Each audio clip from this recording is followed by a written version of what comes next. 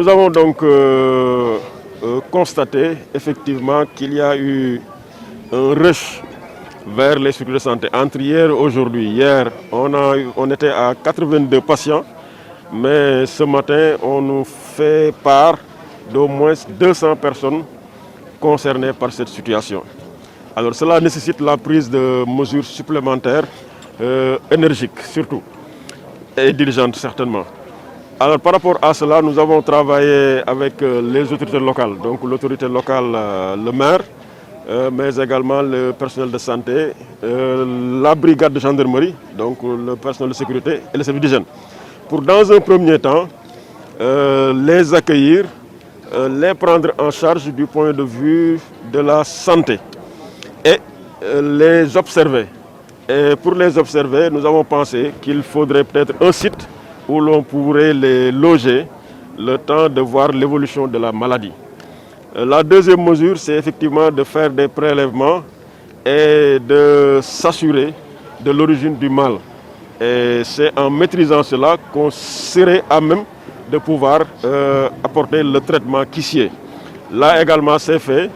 La troisième mesure, c'est également de faire des prélèvements au niveau de la mer, là où il semble avoir attraper cette maladie, donc ce mal. Et ils ont donné des indications claires et en relation avec la brigade maritime de la gendarmerie, la gendarmerie de l'environnement et le personnel du ministère de l'Environnement. Nous allons faire des prélèvements au niveau de ces eaux-là pour voir effectivement si l'eau est polluée et la nature de cette pollution, mais surtout l'origine de cette pollution. Nous allons également, pour en tout cas ceux-là que nous avons déjà accueillis, alors les héberger, les prendre en charge du point de vue restauration, jusqu'à ce que nous ayons une idée exacte de l'ampleur de cette maladie.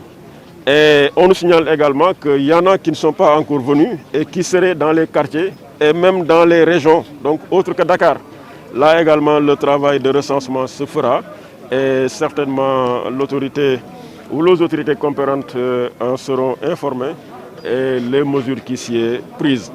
Et last but not least, un comité de crise a été institué pour suivre de près cette affaire-là.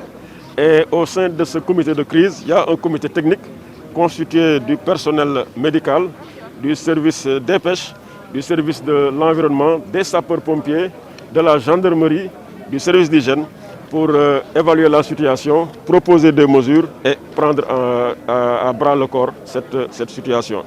Il y a également un volet social sous la responsabilité du maire de la commune de Thiaroye-sur-Mer, alors qui va nous aider dans la prise en charge. Il sera certainement épaulé le cas échéant par d'autres maires parce qu'on nous signale que vers Mbao, on pourrait avoir le même phénomène. Et si cela s'étend, effectivement, le sous-préfet, en relation avec le préfet, prendra les choses en main. Et effectivement, avec l'appui de l'État, nous apporterons tout l'appui qui s'y est. C'est depuis hier, avec le service des pêches et autres, nous avons vraiment demandé à ce que les pêcheurs-là n'aillent pas ou ne retournent pas en mer le temps qu'on s'assure de l'origine du mal et de l'ampleur du phénomène. Donc là également, des instructions ont été données, des conseils diffusés et certainement ce ne sont pas des conseils qui sont tombés dans l'oreille d'un sourd. D'après ce que l'on en sait, la plupart des patients sont des campagnards, c'est ça. Alors qui nous viennent de Saint-Louis et de Mbour, je crois, de Fass-Boye et autres. Alors de Diogo également. Alors parmi eux, peut-être qu'il y en a qui sont retournés à leur localité d'origine, mais les autres sont avec nous. Donc on pourrait soupçonner qu'au niveau de leur localité d'origine, qu'il y ait ce phénomène, mais pour l'instant on ne peut pas s'avancer outre mesure.